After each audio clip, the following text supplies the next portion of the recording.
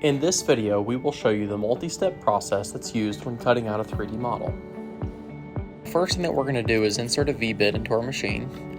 We're going to use this to set up our XY0 position, or that origin position. So once that's been set in the control, we're going to remove that bit. We're going to change our 1/4 inch collet on the machine over to the 1/2 inch collet that we're going to be using. That simply snaps in place, and we can thread that back up into the spindle. The first bit that we're going to be using is a 1/2 inch core box bit.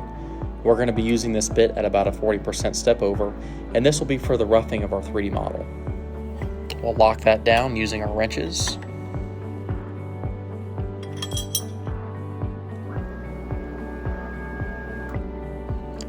Plugging in our touch-off puck, we're going to go ahead and touch off on top of the material. We're going to use this same position throughout the entire piece. Hitting the tool set button allows that to come down.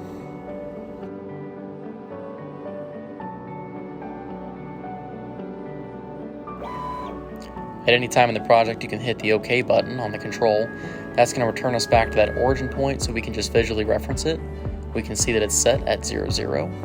So at this point, we're good to go. After setting the RPMs, we'll select our file, and we're off and running.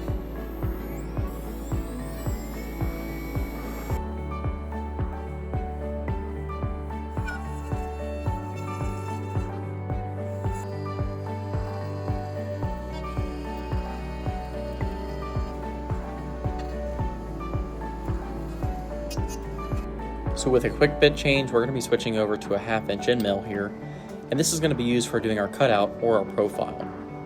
Now we have secured our piece to the wasteboard using double-sided tape just to make sure it doesn't move.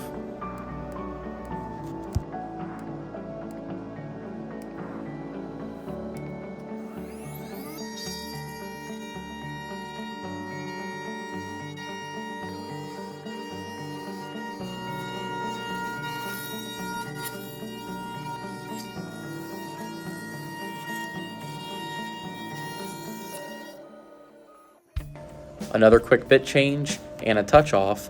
Now we're going to be using a 1/16 tapered ball nose, and this will be for our final finish pass on our model. Now we're going to be using about a 7% step over in this to get us a nice finished product.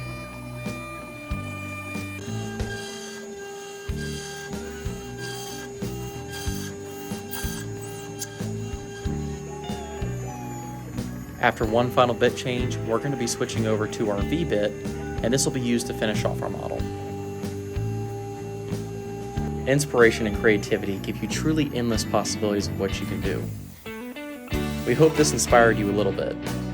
From all your friends here at Axiom Tool Group, thank you for watching.